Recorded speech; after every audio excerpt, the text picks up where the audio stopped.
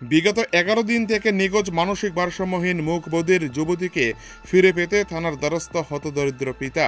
নিখোঁজ মানসিক ভারসাম্যহীন মুখবধির যুবতীর নাম সাজনা বেগম, বয়স 21 বছর।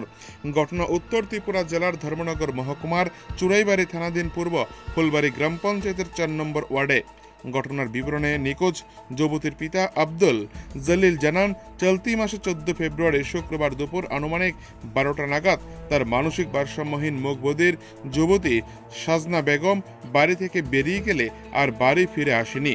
পরে স্থানীয় এলাকা সহ আত্মীয় স্বজনের বাড়িঘরে খোঁজ করেও কোথাও পাওয়া যায়নি। অবশেষে মেয়েকে ফিরে পেতে অসহায় হতদরিদ্র পিতা আব্দুল জলিল চুরাইবাড়ি থানায় একটি নিখোঁজ ডায়েরি রুজু করেছেন।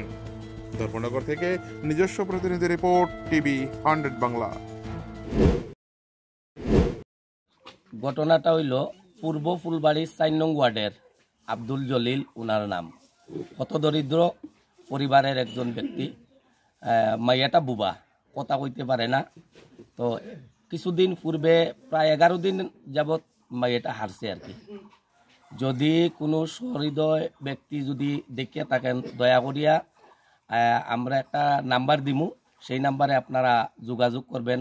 এবং আমিও পার্শ্ববর্তী এলাকার পাশের লোক, যদি আপনারা কেউ দেখে থাকেন তো এই নাম্বারে যোগাযোগ করবেন, বা নিউজ আমাদের যে সাংবাদিক আছেন ওনাদের সঙ্গেও যোগাযোগ করলে আমরা অবশ্যই আশা রাখছি পাইব।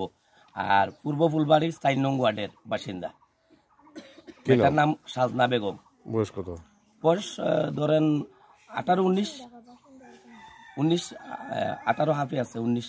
কথা কইতে পারে একবার মাইয়াটা বুবা।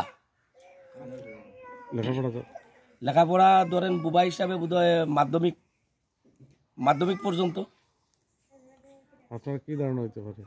আমরা তো ধারণা হইতে পারে মাইয়াটার কিছু ব্রেইনের মধ্যে এক সমস্যা মানে মানসিক ভারসাম্য তো হয়তো কোনো দিকে গেছে, বা এটা তো পাওয়া যায় না। যদি থানায় একটা মিসিং ডায়েরি হয়েছে, বা থানার সাথেও যোগাযোগ করতে পারেন।